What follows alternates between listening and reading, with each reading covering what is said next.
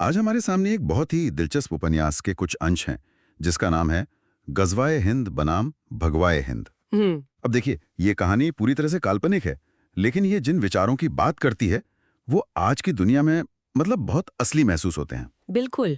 और इस कहानी का जो सेंट्रल आइडिया है ना, वो कोई सरहदों पर लड़ी जाने वाली लड़ाई का नहीं है। नहीं, बिल्कुल नहीं। ये तो दिमागों में, विचारधाराओं में लड़ी जाने वाली जंग की कहानी है।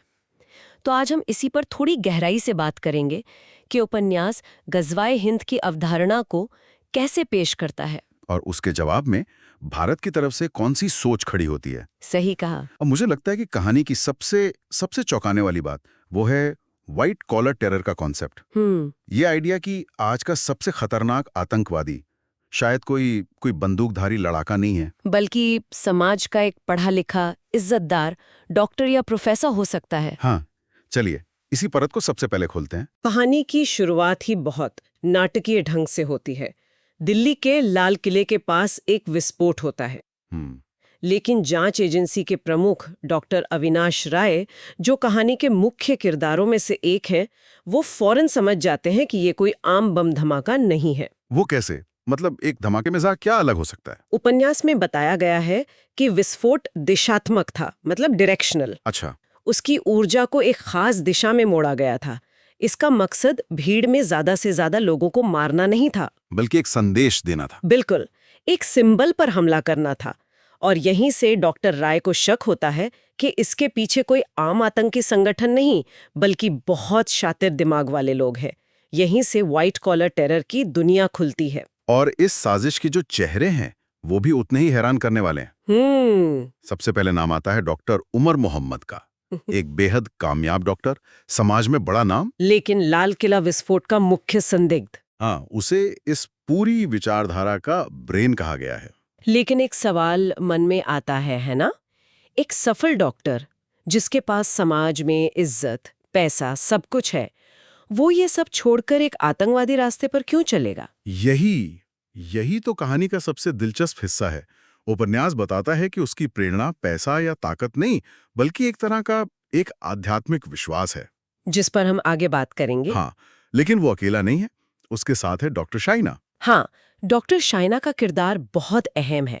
वो एक रिक्रूटर है, लेकिन उसका काम है पढ़ी लिखी ऊंचे तबके की मुस्लिम महिलाओं को एजुकेटेड जिहाद के लिए तैयार करना। हाँ, एजुकेटेड जिहाद। उपन्यास में शाइना का एक डायलॉग है, वो कहती है, एक बंदूकधारी 100 लोगों को मार सकता है, लेकिन एक शिक्षित महिला एक पूरी पीढ़ी की सोच बदल सकती है। मतलब उसकी थ्योरी ये है कि ऐसी महिलाओं पर कोई शक नहीं करता। सही। और वो समाज की वैचारिक सुरक्षा को सबसे आसानी से भेज सकती हैं। वाह, मतलब ये सिर्फ कुछ भटके हुए लोग नहीं हैं, इनके पीछे तो एक पूरा इंटरनेशनल स्ट्रक्चर काम कर रहा है। बिल्कुल, अफगानिस्तान से लेकर तुर्की तक। ये तो किसी ग्लोबल कॉरपोरेशन जैसा लग रहा है। हाँ, कहानी में इन जमीनी किरदारों के ऊपर बैठे मास्टरमाइंड्स का भी जिक्र है। अफगानिस्तान में बैठा है इब्राहिम खुरासानी, जो इस पूरे ऑपरेशन का हेड है। और तुर्की में? और तुर्की के इस्तांबुल में बैठा है उकासा नाम का एक फाइनेंसर। वो क्रिप्टो करेंसी के जरिए इस पूरे नेटवर्क को पैसा मुहैया कराता है, ताकि कोई उसे ट्रेस न कर सके। हाँ, ये एक पूरी तरह से संगठित वैश्विक साजिश है। तो फिर से वही सवाल, ये इतने कामयाब पढ़े लिखे लोग इस खतरनाक रास्ते पर क्यों चल रहे हैं? आखिर इनकी प्रेरणा का स्रोत क्या है? उपन्यास के मुताबिक इनकी प्रेरणा का स्रोत है गजवाए हिंद से जुड़ी कुछ हदीसें। हदीसें मतलब इस्लामी परंपरा में पैगंबर मोहम्मद से जुड़ी कुछ बातें और भविष्यवाणियां। जी, इन किरदारों के लिए ये सिर्फ एक राजनीतिक या सैन्य लक्ष्य नहीं है, बल्कि एक आध्यात्मिक मिशन है, एक धार्मिक कर्तव्य है। क्या आप उन हदीसों के बारे में थोड़ा और बता सकती हैं जिनका जिक्र उपन्यास में है? हाँ, कहानी में मुख्य रूप से 2 हदीसों पर जोर दिया गया है।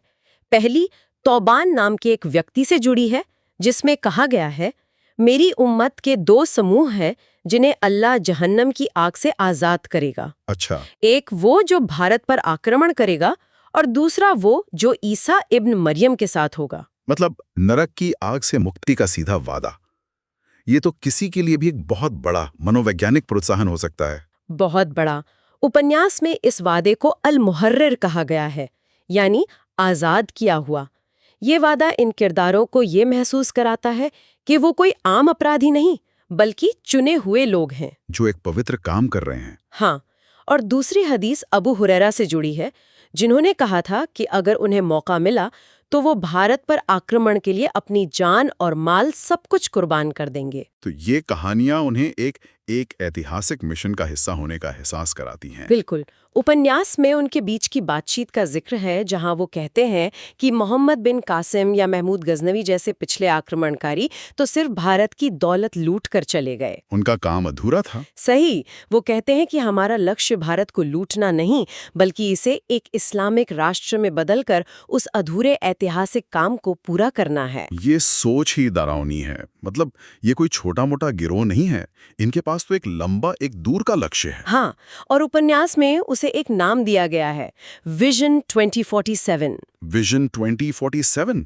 और ये कोई सैन्य हमला करने का ब्लूप्रिंट नहीं है, जो कि इसे और भी खतरनाक बनाता है। तो फिर ये क्या है? इसका लक्ष्य भारत पर बाहर से हमला करना नहीं है, बल्कि देश के अंदर ही लोगों की सोच में इतनी फूट डाल दो कि देश खुद ब खुद कमजोर हो जाए। इसे उपन्यास में वैचारिक पृथक्करण या आइडियोलॉजिकल सेपरेशन कहा गया है। और ये वैचारिक पृथक्करण की रणनीति ये काम कैसे करती है? इसकी रणनीति कई चरणों में बटी है। पहला और सबसे अहम चरण है डर का माहौल बनाना। डर का माहौल। हाँ, इसके तहत हिंदू राष्ट्रवाद के नाम पर इतना डर फैलाया जाए, इतना प्रोपेगेंडा किया जाए कि भारत के उदारवादी और मुख्य धारा के मुस्लिम भी खुद को देश से अलग और असुरक्षित महसूस करने लगे। उन्हें ये यकीन दिलाना कि इस देश में उनका कोई भविष्य नहीं है। बिल्कुल। एक मिनट, हिंदू राष्ट्रवाद का डर फैलाकर मुस्लिमों को अलग थलग करना, ये तो एक तरह की रिवर्स साइकोलॉजी है। सही पकड़ा। कहानी में दिखाया गया है कि कैसे सोशल मीडिया और कुछ खास बुद्धिजीवियों के जरिए एक ऐसा नैरेटिव बनाया जाता है जिससे आम मुस्लिम नौजवानों में बेचैनी और गुस्सा पैदा हो। और जब ये अलगाव पैदा हो जाता है तब आता है दूसरा चरण, सामाजिक अस्थिरता। इसमें धर्मांतरण और लक्षित हिंसा जैसी घटनाओं के जरिए समाज में लगातार तनाव बनाए रखना शामिल है, ताकि देश अपनी अंदरूनी समस्याओं में ही उलझा रहे, कभी आगे न बढ़ पाए। हाँ। उपन्यास में कुछ और तरीकों का भी जिक्र है, जैसे भू जिहाद और मोहब्बत का चक्रव्यूह। ये क्या है? भू जिहाद का कॉन्सेप्ट उपन्यास में अवैध रूप से सरकारी जमीनों पर कब्जा करके धीरे धीरे किसी इलाके की डेमोग्राफी को बदलने की कोशिश के तौर पर दिखाया गया है। अच्छा। और मोहब्बत का चक्रव्यूह वो सिर्फ प्रेम के जरिए धर्म परिवर्तन तक सीमित नहीं है। इसका लक्ष्य है किसी व्यक्ति को भावनात्मक रूप से अपने साथ जोड़कर उसे अपने वैचारिक हथियार के रूप में इस्तेमाल करना, उसे अपने ही समाज और देश के खिलाफ खड़ा कर देना। बिल्कुल। ये तो वाकई एक बहुत गहरी और बहुस्तरीय साजिश है। तो इसका सामना डॉक्टर विनाश राय और उनकी टीम कैसे करती है? नहीं, और यहीं पर उपन्यास दिलचस्प हो जाता है।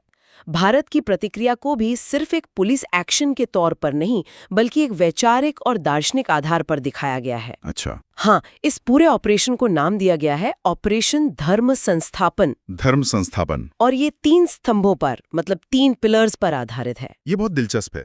तो चलिए इन 3 स्तंभों को एक एक करके समझते हैं। पहला कौन सा है? पहला स्तंभ है धर्म शक्ति। ये भारत की नैतिक और वैचारिक शक्ति है।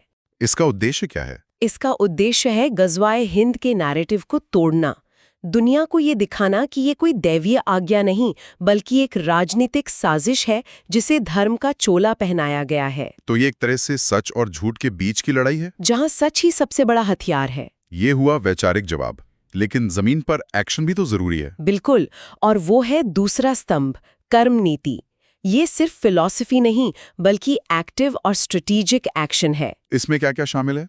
इसमें खुफिया जानकारी जुटाना, जांच करना, अंतर्राष्ट्रीय सहयोग हासिल करना, जैसे CIA की मदद से इस्तांबुल में बैठे फाइनेंसर उकासा को पकड़ना। और सैन्य दृढ़ता दिखाना। हाँ, उपन्यास इसकी तुलना गीता के निष्काम कर्मयोग से करता है, यानी फल की चिंता किए बिना अपना कर्तव्य निभाते रहना। और तीसरा स्तंभ, तीसरा और शायद सबसे गहरा स्तंभ है कालचक्र। ये एक ऐतिहासिक दृष्टिकोण है। मतलब इसका दर्शन ये है कि भारत कोई आज का देश नहीं है। इसने हजारों सालों में अनगिनत हमलों और विचारधाराओं को झेला है और हर बार बचकर और मजबूत होकर निकला है। उपन्यास इसे भारत का अनंत पुनर्जन्म का सिद्धांत कहता है। हाँ, जो हर वैचारिक हमले को समय के साथ सोख लेता है और अंत में उसे विफल कर देता है। और इस ऑपरेशन का एक निर्णायक मोड़ भी आता है जब डॉक्टर राय इस लड़ाई को दुनिया के सामने ले जाते हैं, है ना? हाँ, ये कहानी का क्लाइमैक्स है। डॉक्टर राय संयुक्त राष्ट्र सुरक्षा परिषद में विजन 2047 का पूरा दस्तावेज सबूतों के साथ दुनिया के सामने रख देते हैं। ये एक मास्टर स्ट्रोक होता है। इससे इब्राहिम खुरासानी के नेटवर्क की अंतर्राष्ट्रीय फंडिंग और उसे मिलने वाले छद्म राजनीतिक समर्थन की कमर टूट जाती है। मतलब भारत ये साबित कर देता है कि ये धर्म की नहीं बल्कि कट्टरपंथी भू राजनीति की लड़ाई है। सही कहा। यहाँ एक बहुत जरूरी बात यह भी है कि उपन्यास सिर्फ एक पक्ष नहीं दिखाता।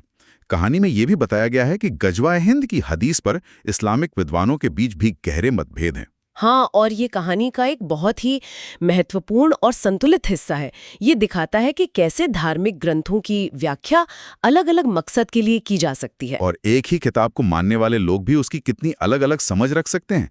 बिल्कुल। तो इस कट्टरपंथी व्याख्या के खिलाफ मुख्य तर्क क्या दिए गए हैं उपन्यास में? सबसे पहला और सबसे बड़ा तर्क इसकी प्रामाणिकता यानी ऑथेंटिसिटी पर ही सवाल उठाता है। कुछ इस्लामिक विद्वानों का मानना है कि इन हदीसों की इस्नद कमजोर है। इस्नद, ये क्या होता है? इस्नद इस्लामी परंपरा में रीढ़ की हड्डी की तरह है। ये उन लोगों की पूरी लिस्ट होती है जिन्होंने एक बात को पीढ़ी दर पीढ़ी दूसरे तक पहुंचाया। अच्छा, एक चेन की तरह? हाँ, एक चेन। अगर इस चेन में एक भी कड़ी यानी कोई एक व्यक्ति भरोसे के लायक नहीं है, जिसे मजहूल या अज्ञात कहा जाता है, तो पूरी हदीस की प्रामाणिकता पर ही सवाल खड़ा हो जाता है। सही। ये लगभग वैसा ही है जैसे किसी खबर का सोर्स ही पता ना हो। ये तो बहुत बड़ा पॉइंट है। अगर सोर्स ही भरोसेमंद नहीं है तो खबर का कोई मतलब नहीं। इसके अलावा कोई और तर्क? दूसरा एक बहुत मजबूत तर्क है ऐतिहासिक पूर्ति का। मतलब भारत के कई प्रमुख उलेमा जैसे दारुल उलूम देवबंद के विद्वानों का मानना है कि यह भविष्यवाणी तो सदियों पहले ही मोहम्मद बिन कासिम और महमूद गजनवी के हमलों के साथ पूरी हो चुकी है। अच्छा, तो उनका कहना है कि जो होना था वो हो चुका। हाँ, उनका कहना है कि अब भविष्य में ऐसा कुछ नहीं होगा और इस हदीस को आज के समय में इस्तेमाल करना न सिर्फ गलत है बल्कि इस्लाम की गलत तस्वीर पेश करना है। इस चैप्टर को बंद कर देना चाहिए। सही कहा। और एक तीसरा एंगल भी है जो इसके राजनीतिक दुरुपयोग की तरफ इशारा करता है। वो क्या है? एक तर्क ये भी दिया जाता है कि इन हदीसों को शायद 8वीं सदी में उमैयद खलीफाओं के दौर में घड़ा गया हो ताकि वो अपने साम्राज्य के विस्तार को एक धार्मिक जामा पहना सकें। मतलब ये उस समय के राजाओं के राजनीतिक मंसूबों को पूरा करने का एक हथियार हो सकती हैं। और एक और दिलचस्प बात जो मुझे लगी वो थी हिंद शब्द की परिभाषा को लेकर। हाँ, इसकी कोई एक तय परिभाषा नहीं है। यही तो इस पूरे मामले को और जटिल बना देता है। बिल्कुल। उपन्यास बताता है कि तहरीक-ए-तालिबान पाकिस्तान यानी टीटीपी जैसा आतंकी समूह हिंद का मतलब आज का पाकिस्तान बताता है। अच्छा। हाँ, और वो पाकिस्तानी सेना के खिलाफ अपनी लड़ाई को ही गज़वाए हिंद कहते हैं। और दूसरी तरफ आइसिस? वहीं दूसरी तरफ आइसिस जैसे संगठन हिंद में पूरे दक्षिणी एशिया को, भारत, पाकिस्तान, बांग्लादेश सबको शामिल करते हैं। तो मतलब इसकी कोई एक तय भौगोलिक परिभाषा नहीं है। और हर कट्टरपंथी समूह इसे अपने एजेंडे के हिसाब से तोड़ मड़ोड़ कर इस्तेमाल करता है। तो कुल मिलाकर ये उपन्यास हमें एक ऐसी दुनिया में ले जाता है जहां असली जंग मैदानों में नहीं बल्कि दिमागों और विचारधाराओं में लड़ी जा रही है। ये दिखाता है कि कैसे पढ़े लिखे सफल पेशेवर व्हाइट कॉलर टेररिस्ट बन सकते हैं और कैसे प्राचीन भविष्यवाणियों को आधुनिक भू राजनीतिक हथियार के रूप में इस्तेमाल किया जा सकता है। और शायद इस कहानी का सबसे बड़ा संदेश ये है कि जब ज्ञान का मिलन भ्रम से होता है, यानी जब इंटेलिजेंस और डिल्यूजन एक साथ आ जाते हैं, तो वो कितना विनाशकारी हो सकता है ना? अंत में उपन्यास भारत की सत्य नीति की विजय को दिखाता है। एक ऐसा शासन जो कट्टरता पर नहीं बल्कि सत्य, ज्ञान और विवेक पर आधारित है। ये कहानी अपने पीछे एक बहुत बड़ा सवाल छोड़ जाती है। आज के इस डिजिटल युग में जहां हर कोई एक नैरेटिव वॉरियर बन सकता है, और कोई भी सूचना या डिसइंफॉर्मेशन बिजली की तेजी से फैल सकता है। वहां सच और भ्रम के बीच की उस महीन रेखा को कौन और कैसे सुरक्षित रख सकता है?